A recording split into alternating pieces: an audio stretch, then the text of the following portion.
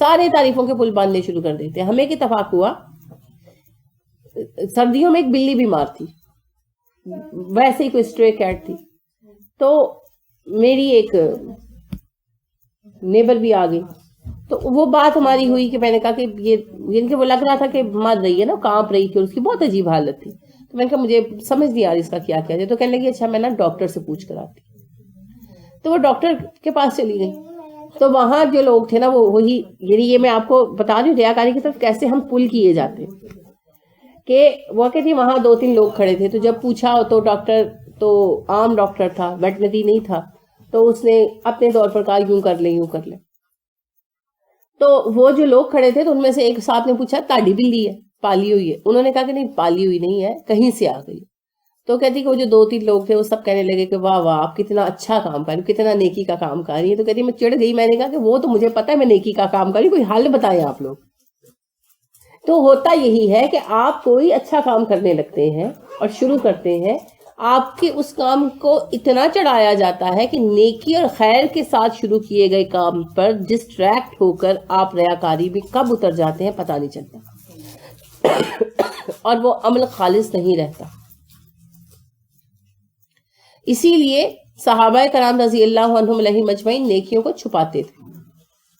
اس لیے نہیں چھپاتے تھے کہ ساتھ والے کو پتہ نہ چلے وہ نیکی میں بڑھ نہ جائے, اس لیے چھپاتے تھے کہ ہر وقت کی تعریف جو ہے وہ ہمیں کہیں برباد ہی کر کے نہ رکھ دے.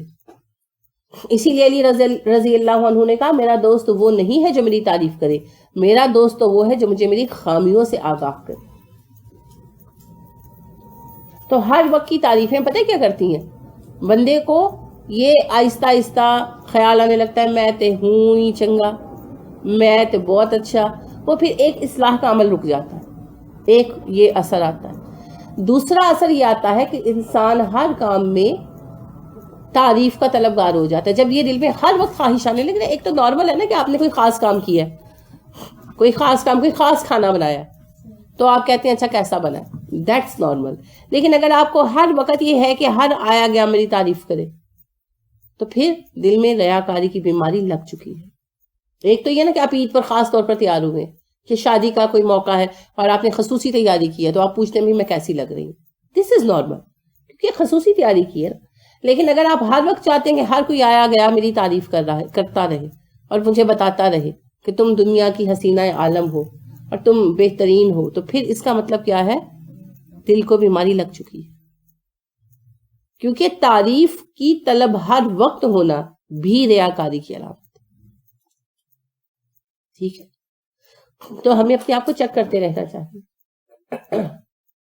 صحابہ سب سے زیادہ کس چیز سے ڈرتے تھے؟ منافقت اور ریاکاری سے.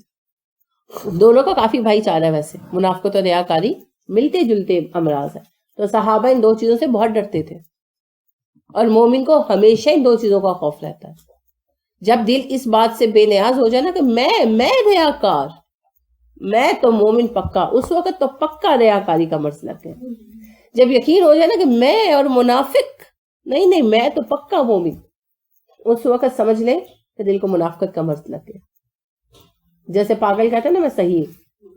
دیکھیے یاد رکھیے مومن ہمیشہ ان 2 چیزوں سے ڈرتا رہتا ہے, کیونکہ ایک لمحہ لگتا ہے منافقت اور ریاکاری کے اندر آتے.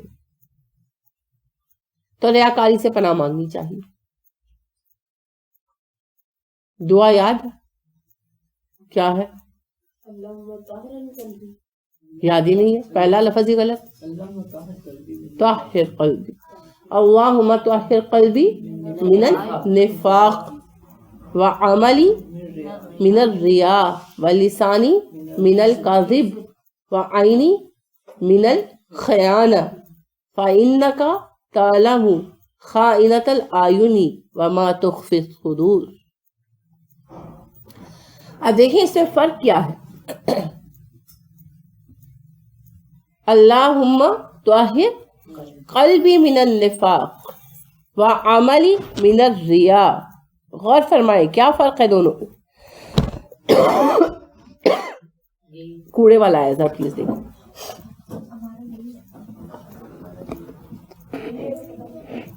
جی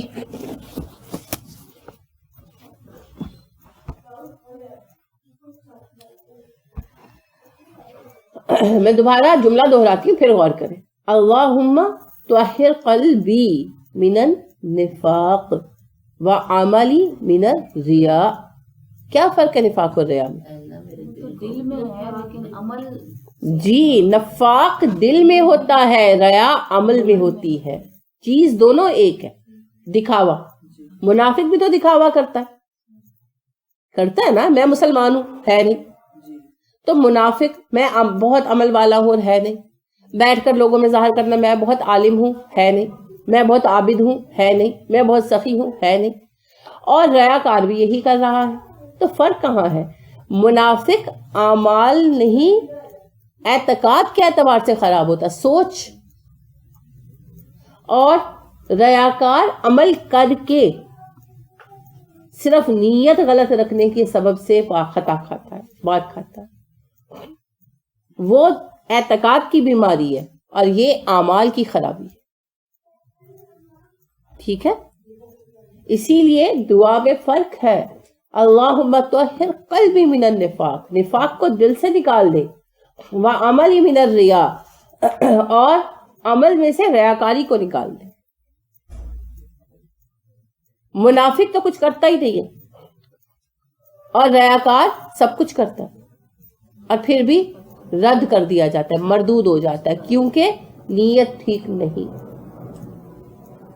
فرق سمجھ آیا منافقت اور ریاکاری کا؟ منافقت عقیدے کی خرابی ہے اور ریاکاری اعمال میں بدنیتی کا نام ہے. کام کرنا اور نیت اجر کے سوا کچھ اور رکھنا. ٹھیک ہے؟ تو ریاکاری کا نام کیا رکھا رسول اکرم صلی اللہ علیہ وسلم نے؟ شرک خفی. کیوں رکھا؟ کیونکہ اپنے نفس کی پوجا ہے. رسول اکرم صلی اللہ علیہ وسلم نے کہا نا، دنیا میں نفس سے بڑا کوئی بت نہیں پوجا گیا.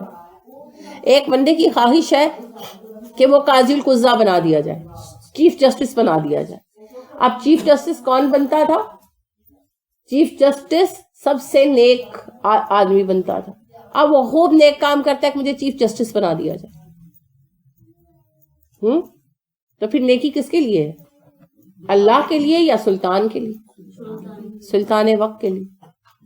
تو لہٰذا یہ ہے ریاکاری. ریاکاری کیوں ہو رہی ہے؟ اپنی خواہش پوری کرنے کے لیے. خواہش کا مرکز کیا ہے؟ نفس. تو اپنے نفس کے لیے ہو رہی ہے.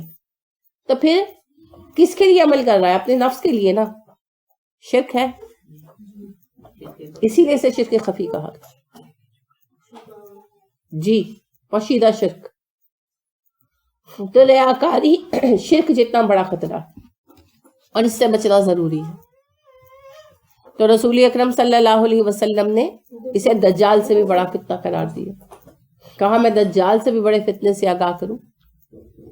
اور رسول اکرم صلی اللہ علیہ وسلم ریا سے پناہ مانگا کرتے تھے. یہ اللہ رب کریم سے دعا مانگتے ہی رہنا چاہیے، کیونکہ اللہ ہی پناہ دے سکتا ہے ریا سے. ومن، اور جو کوئی یکن ہو الشیطان شیطان لہو اس کا قرینن ساتھی، فساء تو کتنا برا ہے، قرینن ساتھی، ساء سو ان سے، سو ان سے ہے برا ہونا. جس کا ساتھی شیطان ہو جائے تو وہ کتنا برا ساتھی.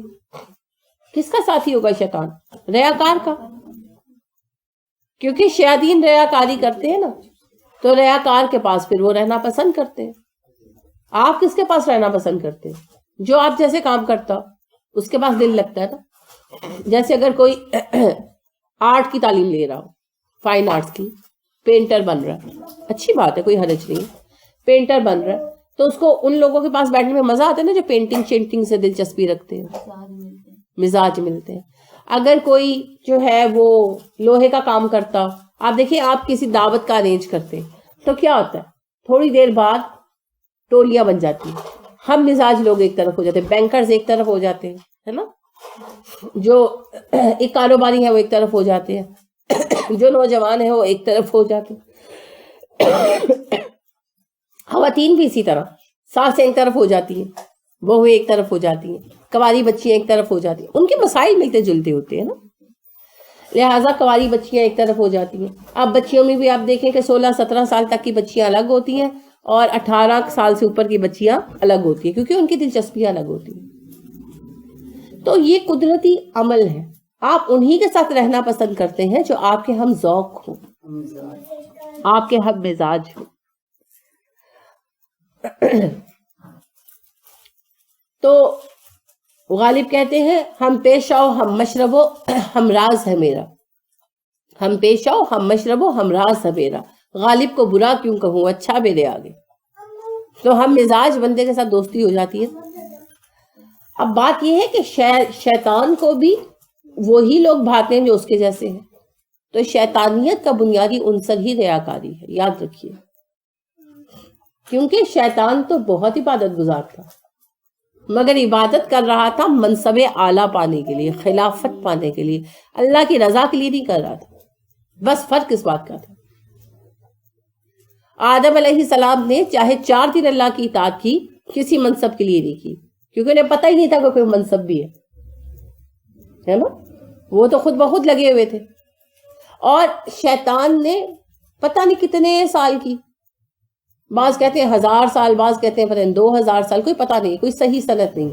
جن تھا طویل العمر تھا اور بے حد عبادت گزار تھا, دن رات عبادتوں میں لگا ہوا تھا اور اصلاح کے کاموں میں لگا ہوا تھا. اپنی قوم کو, اپنے قبیلے کو اس نے بہترین اطاعت گزار قبیلہ بنایا ہوا تھا. نیکیوں کا بھنڈار تھا اس کے پاس, لیکن ان کا مقصد اللہ کو راضی کرنا نہیں تھا. ان نیکیوں کا مقصد تھا اللہ اتنے نمبر دے دے مجھے کہ میں یہ امتحان پاس کر کے خلافت کا منصب پا لوں. مگر وہ اللہ ہے, اس کو دھوکہ نہیں دیا جا سکتا. وہ دلوں کے حال جانتا ہے. لہٰذا اس نے ایک آزمائش پہ پکڑ لیا, آدم کو سجدہ کر دو. اگر کر لیتا تو شاید کچھ اور صورت حال ہوتی, مگر اس نے کہا یہ تو ہو ہی نہیں سکتا, میں اپنے سے بہتر مان لوں. بس وہیں بات کھل گئی. تو آپ دیکھیے ریاکاری مین ایلیمنٹ ہے شیطانیت کا. شیطانیت ریاکاری کے بغیر ہو ہی نہیں سکتی. اگر آپ کا کوئی مخالف آپ کے پاس آ کر کہے میں تمہارا دشمن ہوں اور میں تمہیں یہ نقصان پہنچانا چاہتا ہوں, تو آپ اس کو نقصان پہنچانے کا موقع دیں گے؟ نہیں دیں گے. اس سے بچ جائے گی. آپ نقصان تب اٹھاتے ہیں جب اگلا آ کر آپ پر صدقے واری ہو جاتا ہے اور آپ کو چومتا ہے اور آپ کو گلے لگاتا ہے اور آپ کو پیار کرتا ہے اور پھر آپ کو وہ باتیں بتاتا ہے کہ آپ کی تو آنکھیں کھل جاتی ہیں مجھے میرے اپنے ایسا کہتے ہیں, ایسا سمجھتے ہیں. تب آپ اس کے چکر میں پھنستے ہیں, تب آپ مار کھاتے ہیں, ہے نا. اس کو کیا کہتے ہیں, پھپے کٹنی. تو یہ ریاکاری ایلیمنٹ ہے نا, ریاکاری کے بغیر نہیں ہو سکتا. لہذا شیطانیت کی بنیاد ہے ریاکاری. اور ریاکاری اللہ کے سوا کسی اور کو خوش کرنے کا نام ہے. اپنی ذات ہو, لوگ ہو, جو بھی ہو, اسی لیے حرام ہے. رسول اکرم صلی اللہ علیہ وسلم نے کہا قیامت کے دن اللہ کہیں گے تو نے جو عمل کیا لوگوں کے لیے کیا, میرے لیے نہیں کیا, جا لوگوں سے بدلا لے. یہ تو اس کا خطرہ ہے. لیکن چونکہ یہ شیطانیت کا ایلیمنٹ ہے تو انسان شیطانیت کے قریب ہو جاتا ہے, لہٰذا پھر شیاطین اس کے ساتھ رہنا پسند کرتے ہیں. تو یہاں ایک معنی تو ویسے ہے کہ شیطان اور اس کے سب پیروکار جنات میں سے جو ہے ریاکار ہے, تو انسانوں میں سے جو ریاکاری میں لگے وہ ان کے ساتھی ہو گئے مانوی اعتبار سے. اور حقیقی اعتبار سے بھی شیاطین کہاں رہتے ہیں؟ ہمارے ساتھ, اگر ہم لوگ ان کو رہنے کا موقع دیں تو. لہذا ریاکار بندے کے پاس پھر شیاطین خوشی خوشی آتے ہیں کیونکہ وہ ان کے لیے ایک بڑا میزبان ثابت ہوتا ہے. تو پھر شیاطین اس پر اترتے ہیں اور اس کو مشورے دیتے ہیں اور اس کو مزید خراب کرتے ہیں. تو ریاکاری اتنی بری چیز ہے کہ شیاطین مسلط ہو جاتے ہیں. ہم کہتے ہیں نا جن کیوں لگ جاتے ہیں, فلاں کیوں ہو جاتا ہے مسئلہ, اس کو دورے کیوں پڑتے ہیں, یہ اسی لیے ہوتا ہے سب کچھ. تو ریاکاری بھی باقاعدہ اس کا ایک سبب ہے.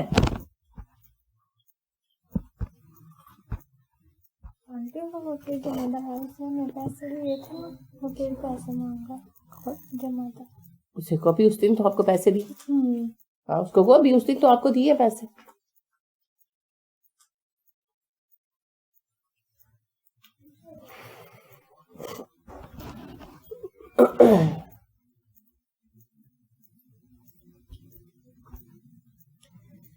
تو یہ جو اللہ رب کریم نے کہا کہ اس کے ساتھی شیطان بن جاتے ہیں جو ریاکار ہوتا ہے، یہ صرف معنوی نہیں ہے، یہ فزیکل اعتبار سے بھی، فزیکلی بھی شیطان مسلط ہوتے ہیں، ساتھ رہتے ہیں، ہر بات کو الٹا مشورہ دیتے ہیں.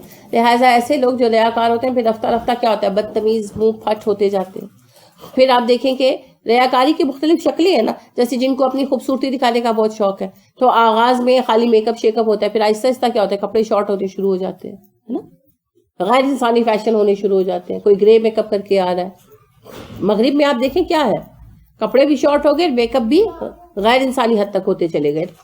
اب کیا ہوتا ہے، کسی نے بلو میک اپ کیا ہوا ہے، کسی نے کالا میک اپ کیا ہوا ہے، کوئی ویمپائر بنا ہوا ہے. عجیب عجیب دماغ کی خرابیاں ہیں.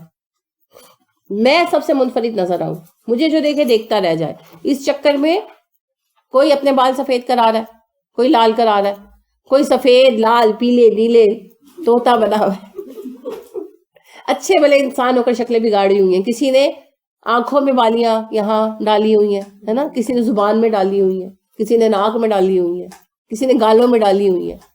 میں بس منفرد نظر آؤں، مجھے جو دیکھے بس متاثر ہو جائے. تو پھر ریا کا آغاز ہلکا ہوتا ہے نا، پھر شیاطین مسلط ہوتے ہیں، پھر وہ انتہا کی طرف لے کر جاتے ہیں. آپ اپنے گھروں میں بچیوں کو دیکھ سکتے ہیں کہ جب آغاز میں وہ فیشن کر کے باہر نکلنا شروع ہوتی ہیں، جاب کر رہی ہوں نہ کر رہی ہوں، جاب ویسے ہی پارٹیز وغیرہ پہ، تو آپ دیکھیں کہ خالی میک اپ شیک اپ کرتی ہیں، کپڑے چلو پراپر پہنتی ہیں، پھر آہستہ آہستہ دوپٹے اترتے ہیں، پھر سلیوز آدھی ہوتی ہیں، پھر سلیوز غائب ہو جاتی ہے، پھر کیپریز آ جاتی ہے. پھر وہ برا وقت آتا ہے کہ وہ آلموسٹ میموریاں ہی گھر سے نکل جاتی ہیں. اور یہ چیز بڑھتی ہی جاتی ہے، عمر بھی بڑھتی جاتی ہے اور فیشن بھی بڑھتا جاتا ہے، کیونکہ وہ اور ریاکاری کا شکار ہوتے جاتے ہیں نا، شیاطین کے مسلط ہونے کی وجہ سے. اسی کو کہا گیا کہ جس کا ساتھی شیطان بن جائے تو وہ بدترین ساتھی. تو اس سے بچنے کے لیے کیا ضروری ہے، ریاکاری سے بچنا. ٹھیک ہے. وماذا کیا بگڑتا، کیا ہوتا، علیہم ان کا، لو اگر آمن وہ ایمان لے آتے، باللہ اللہ پر، والیوم الآخر آخرت کے دن پر، وانفقوا اور خرچ کرتے، مما جو کچھ رزقہم اللہ اللہ نے انہیں دیا. ان کا کیا بگڑتا اگر یہ اللہ پر اور آخرت کے دن پر ایمان لے آتے اور اللہ کے دیے ہوئے مال کو اللہ کی راہ میں خرچ کرتے. یعنی ان لوگوں نے اپنی مرضی سے جہنم خریدا ہے. اگر یہ لوگ اللہ پر ایمان لے آتے، آخرت پر ایمان لے آتے اور اللہ کا دیا ہوا مال خرچ کرتے تو جنت پاتے. کیا بگڑتا، تنزن کہا جا رہا ہے. جیسے ہم کہتے ہیں نا کہ تمہارا کیا بگڑ جاتا اگر تم بات سن لیتے، اگر تم امتحان سے پہلے پڑھ لیتے تو کیا آفت آ جاتی. یہ تنزن کہا جا رہا ہے کہ تم نے اپنی مرضی سے جہنم خریدا ہے، تمہیں جہنم میں دھکیلا نہیں گیا. اللہ جہنم میں ڈالنے کے لیے نہیں بیٹھے، اللہ تو نکالنے کے لیے بیٹھے. بہانے ڈھونڈتے ہیں کہ کہاں کسی کو بخش دوں. پھر جب ہم اس حد تک سرکشی اختیار کرتے ہیں کہ اللہ کے قواعد تک ہو جاتے ہیں تو پھر مجبوری ہے. لہٰذا اللہ کہتے ہیں کہ اگر تم ایمان لے آؤ اور خلوص نیت سے انفاق کرو تو تمہیں جنت ملے گی. جہنم تم خود کما رہے ہو اپنی مرضی سے، اپنی خواہش سے. وَكَانَ اللَّهُ بِهِمْ عَلِيمًا اور بے شک اللہ ان کے بارے میں علم رکھتا ہے. کن کے بارے میں؟ انسانوں کے بارے میں. کون سا علم؟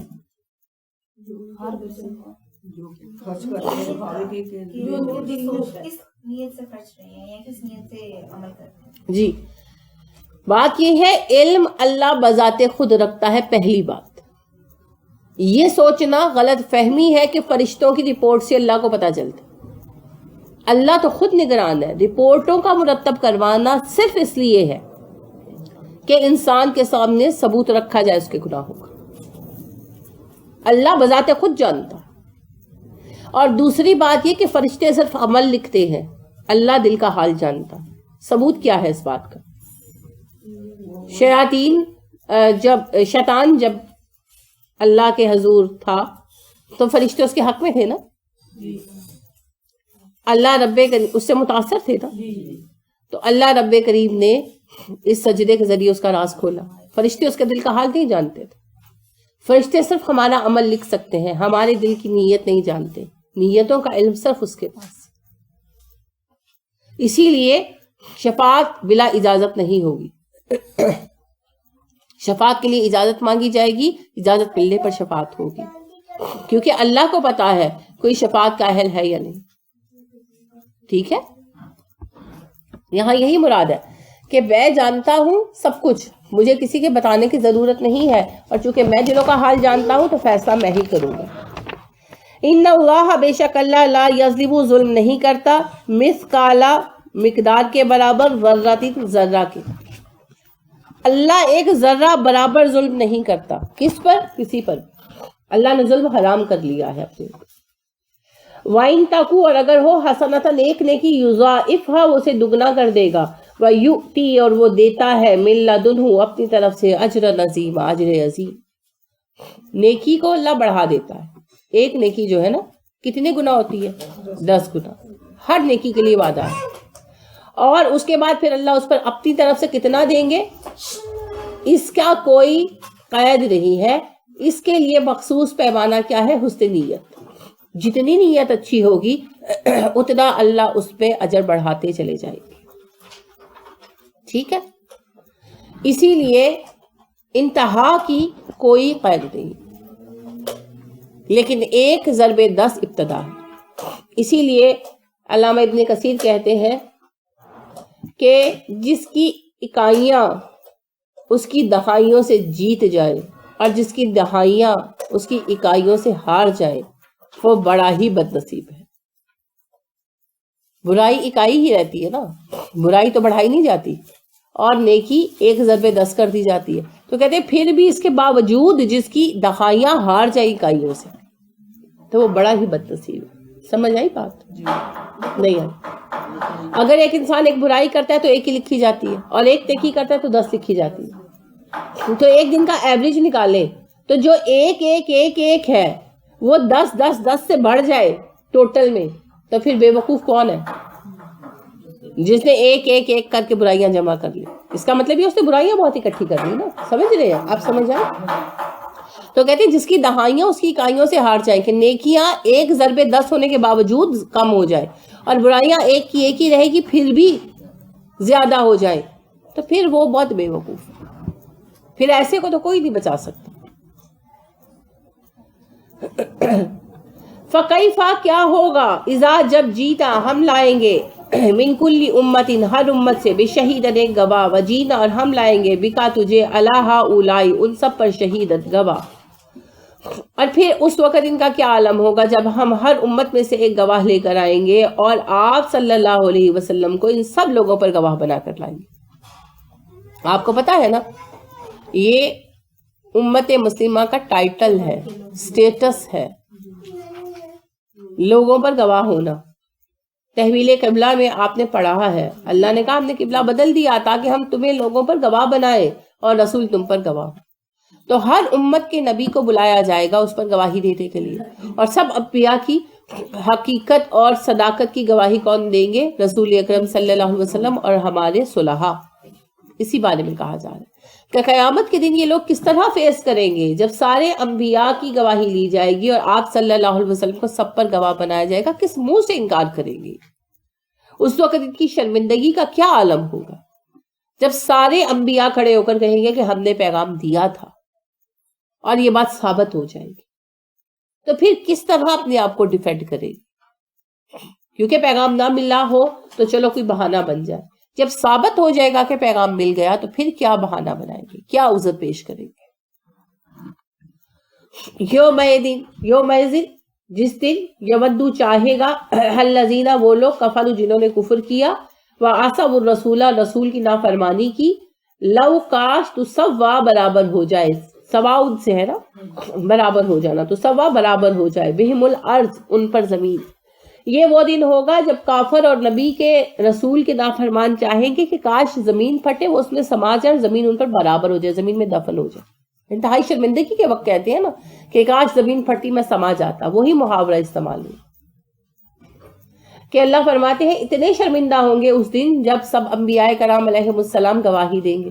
پھر خاص آپ کی امت کے بارے میں بھی آتا ہے، یعنی آپ صلی اللہ علیہ وسلم جب مبعوث ہو گئے نا تو جن لوگوں نے انکار کر دیا، عربوں نے کیا، یہود نے کیا، عیسائیوں نے کیا، تو ان کے انبیاء گواہی دیں گے نا کر کے ہم تو ان کو بتا کر آئے تھے، ہم نے بتایا تھے، ان کو نشانیاں پتہ تھی یہ جھوٹ بول رہے. اور اللہ کے نبی صلی اللہ علیہ وسلم پہ گواہی دیں گے کہ توریت میں موجود تھی یہ باتیں اس وقت. تو پھر اس وقت کیا چاہیں گے؟ یہ اتنے شرمندہ ہوں گے اپنی اس نافرمانی پر اس وقت کہ چاہیں گے کہ زمین پھٹے، ہم اس میں سما جائیں، بے نام و نشان ہو جائیں، غائب ہو جائیں، مگر ایسا ہوگا نہیں. یعنی یہ شرمندگی کا عالم بتایا جا رہا ہے کہ اس وقت اپنی حرکتوں پر اتنے شرمسار ہوں گے. وَلَا يَكْتُمُونَ اللَّهَ حَدِيثًا، اور اللہ سے یہ اس وقت کوئی بات چھپا نہیں پائیں گے. جتنی چالاکیاں یہ کر سکتے ہیں دنیا میں ہے، آخرت میں اللہ کے سامنے یہ اپنے کسی فعل کو نہیں چھپا پائیں گے، اپنا کوئی عمل کوئی بات پوشیدہ نہیں رکھ سکتے. تو لہٰذا پھر ابھی دنیا میں وقت ہے نا، ہم اپنے اعمال کی اصلاح کر لیں. تو کیا پیغام ملا آج کے اس خطبے سے؟ اللہ کا خطبہ، میرا خطبہ نہیں ہے، خطبہ بمانے ان آیات سے. کوئی نہیں ملا، سارے چپ ہے، ایک ایک بولے. اچھا یہاں سارے چپ تھے، یہ سب نے بولنا شروع کر دیا. سبحان اللہ. بخل نہیں کرنا، مال خرچ کرنا لیکن دکھاوے کے لیے نہیں کرنا. شاباش جی. ریاکاری نہیں کرنی، مال جن جن پہ خرچ کرنا ہے، والدین، قریبی رشتہ دار، یتیم، مسافر اور ہمسائے اور غلام. جی احسان کرنا ہے، یعنی کہ حق سے زیادہ بڑھ کے دینا ہے اپنے قریبی رشتہ داروں کو، یتیموں کو، مساکین کو، جتنا بھی ان کا حق بنتا ہے، والدین کا وغیرہ، ان سے ہم نے بڑھ کے ان کا کرنا ہے. صحیح کہا آپ نے، آپ سب نے صحیح بات کی، مگر ان باتوں کو جوڑ لیجئے کیونکہ یہ ایک خطبے میں ہے، یہ جڑی ہوئی ہے. بنیادی بات یہ بتائی گئی کہ مومنوں کو محسنین بننا ہے، احسان کا مقام پانا ہے. لیکن جب احسان کا رویہ اختیار کریں گے تو تعریف تو ہوگی، قدرتی عمل ہے نا، تعریف تو ہوگی. اب اس تعریف میں اپنے آپ کو ریاکاری سے بچانا ہے. یہ نہ ہو کہ نیکی کرتے کرتے سلپ ہو جاؤ اور جو کچھ ہاتھ میں ہے سب گر جائے. کبھی سلپ ہوئے؟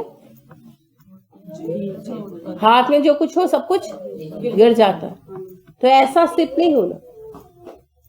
ٹھیک ہے، لہٰذا پہلی بات یہ ہے کہ احسان کا رویہ اپناؤ اور محسنین کے درجے کو پہنچو.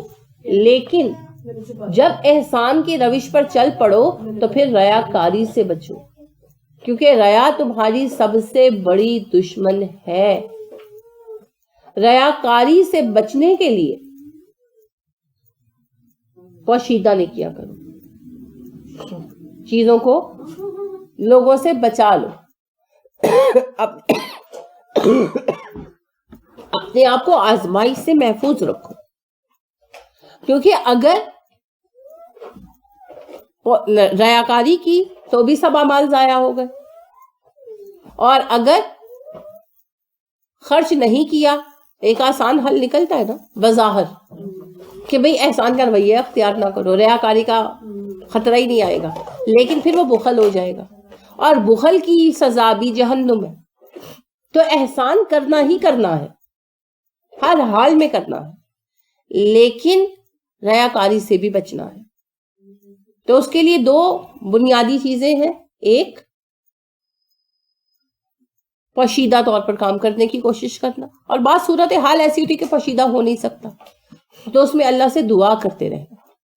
سب سے اہم چیز دعا ہے. دعا جو ہے نا اللہ سے کرنا کہ اللہ ریاکاری سے بچائے، یہ ریا سے دور کرتا ہے. اور تیسری چیز ہے سلف صالحین کے قصے پڑھ.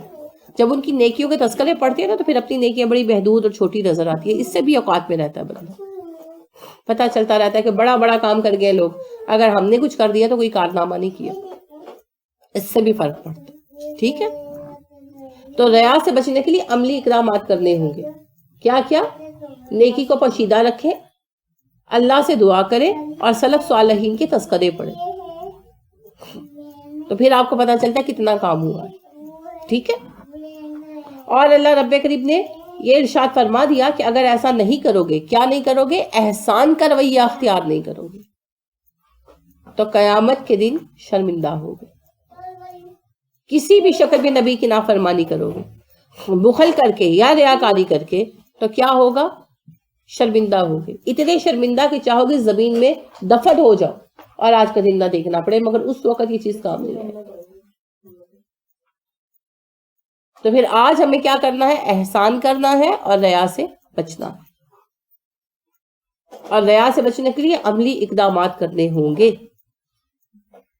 اور احسان کا دائرہ دیکھیں کتنا وسیع ہے، اس میں ساری انسانیت آ جاتی ہے. اصل تم میں سب سے بہترین وہ ہے جو سب سے زیادہ انسانوں کے لیے نفع بخش ہے، لہٰذا اپنے آپ کا نفع بخش انسان بنا. اللہ رب کریم ہمیں عمل کرنے کی توفیق عطا فرمائے. آمین. سبحانک اللہم و بحمدک ونشہد ان لا الہ الا انت ونستغفرک ونتوب الیک. السلام علیکم ورحمۃ اللہ وبرکاتہ.